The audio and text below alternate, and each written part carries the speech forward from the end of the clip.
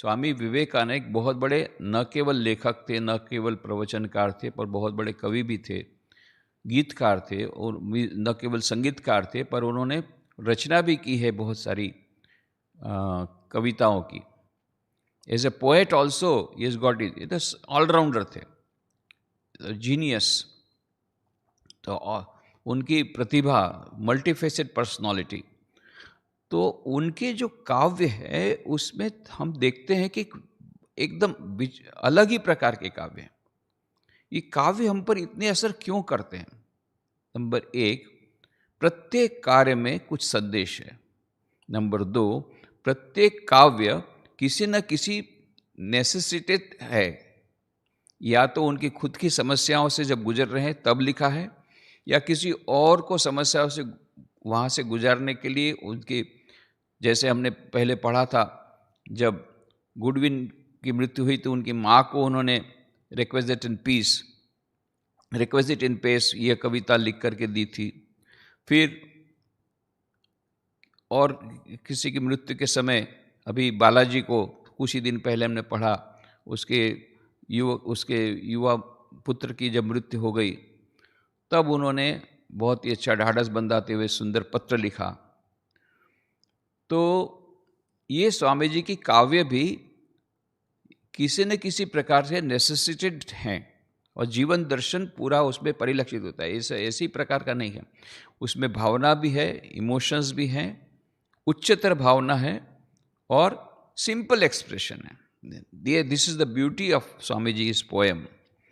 तो हम उनके पोएम को आज करेंगे, जो कि हमारे जब जीवन और मृत्यु के बारे में हम लोग सोच रहे हैं कि जीवन क्या है, मृत्यु क्या है, क्यों मृत्यु आती है, ये सब प्रश्न हमारे मन में जब जाग रहे हैं, तब ये पोएम हमको बहुत ही प्रेरणादायी प्रतीत होते हैं। तो अभी बहुत सारे पोएम में से एक लेते हैं आज। माई play is done.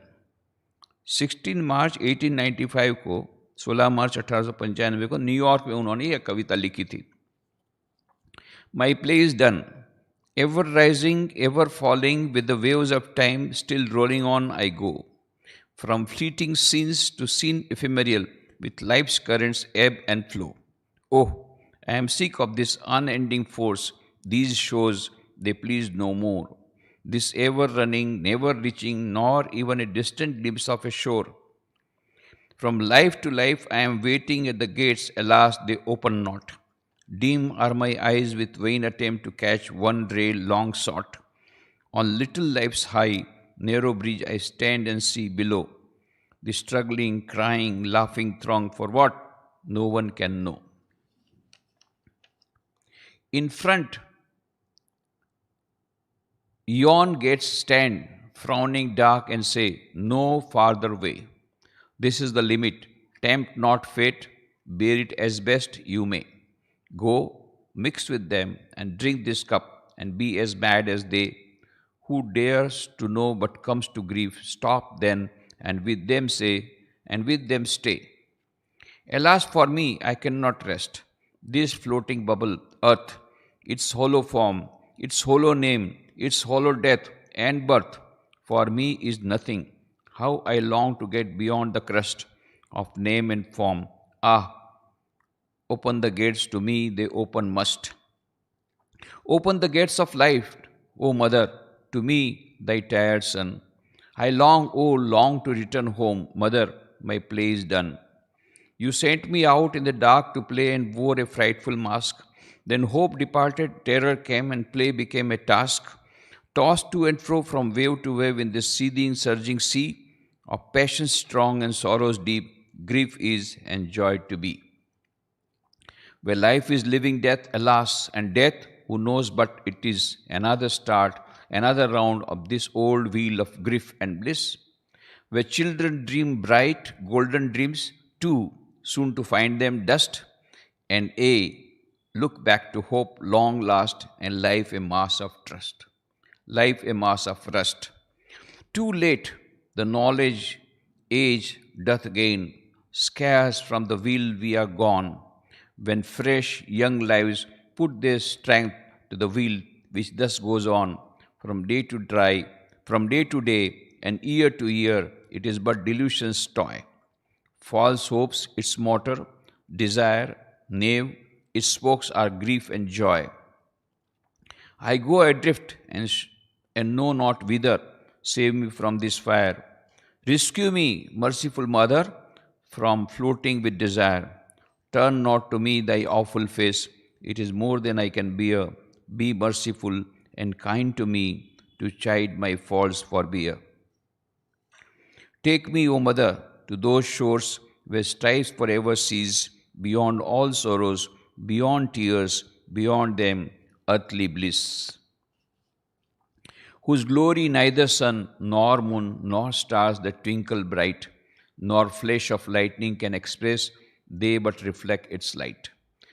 Let never more delusive dreams veil of thy face from me. My play is done, O Mother, break my chains and make me free. 1895 में स्वामी विवेकानंद ये पोएम लिख रहे हैं. सोचिए, 1902 में उन्होंने शरीर छोड़ा, उसके 7 साल पहले से ही मानो जाने की तैयारी कर रहे हैं और इस प्रकार से माँ को प्रार्थना कर रहे हैं कि मेरा खेल खत्म हुआ, मेरा खेल खत्म हुआ, बोलते हैं स्वामी जी. समय की लहरों के साथ निरंतर उठते और गिरते मैं चला जा रहा हूँ, जिंदगी के ज्वार भाटे के साथ साथ. ये क्षणिक दृश्य एक पर एक आते जाते हैं. बहुत सुंदर ये ट्रांसलेशन किया है सुमित्रानंद पंत जी ने, बहुत सुंदर काव्यानुवाद. इस अप्रतहित प्रवास से कितनी थकान हो आई है मुझे. ये दृश्य बिल्कुल नहीं भाते, ये अनवरत भाव और पहुँचना कभी नहीं. यहाँ तक कि तट की दूर की झलक भी नहीं मिलती. जन्म जन्मांतरों में उन द्वारों पर व्याकुल प्रतीक्षा की, किंतु हाय वे नहीं खुले. प्रकाश की एक किरण भी पाने में असफल ये आंखें पथरा गई. जीवन के ऊंचे और सकरे पुल पर खड़े हो नीचे जागता हूँ और देखता हूँ संघर्षरत क्रंदन करते और अट्टहास करते लोगों को. किस लिए? कोई नहीं जानता. वह सामने देखो, अंधकार त्योरी चढ़ाए अड़ा है और कहता है आगे कदम न रखो, यही सीमा है. भाग्य को ललचाओ मत, सहन करो जितना कर सको, जाओ उन्हीं में मिल जाओ. और यह जीवन का प्याला पीकर उन जैसे ही पागल बन जाओ जो जानने का साहस करता है, दुख भोगता है. तब रुको और उन्हीं के साथ ठहरो. मुझे विश्राम भी नहीं. ये बुलबुले सी भटकती धरती, इसका खोखला रूप, खोखला नाम, इसके खोखले जन्म मरण, ये निरर्थक है मेरे लिए. पता नहीं नाम रूप की पतों के पार कब पहुंचूंगा. खोलो द्वार खोलो, मेरे लिए उन्हें खुलना ही होगा. ओ माँ, प्रकाश के द्वार खोलो. माँ, तुम्हारा थका हुआ बालक हूँ मैं घर आना चाहता हूँ. माँ, घर आना चाहता हूँ. अब मेरा खेल समाप्त हो चुका. तुमने मुझे अंधियारे में खेलने को भेज दिया और भयानक आवरण ओढ़ लिया. तभी आशा ने संग छोड़ दिया, भय ने आतंकित किया और यह खेल एक कठिन कर्म बन गया.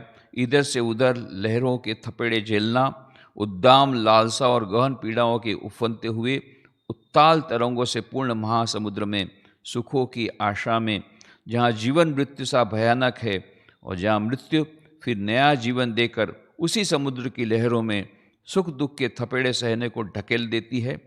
जहाँ बच्चे सुंदर सुनहले चमकीले स्वप्न देखते हैं और जो धूल में ही मिलते हैं. जरा पीछे मुड़कर देखो, खोया हुआ जीवन जैसे जंग की ढेरी.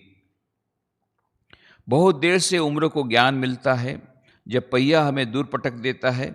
नए स्फूर्त जीवन अपनी शक्तियाँ इस चक्र को पिला देते हैं जो चलता रहता है अनवरत, दिन पर दिन, वर्ष पर वर्ष. यह केवल है माया का एक खिलौना. झूठी आशाओं, इच्छाओं और सुख दुख के अरों से बना यह पहिया. मैं भटका हूँ, पता नहीं किधर चला जाऊं, मुझे इस आग से बचाओ.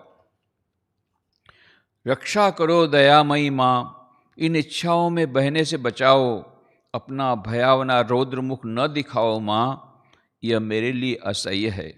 मुझ पर कृपा करो, दया करो माँ, मेरे अपराधों को सहन करो. माँ, मुझे उस तट तक पहुँचाओ जहाँ ये संघर्ष न हो।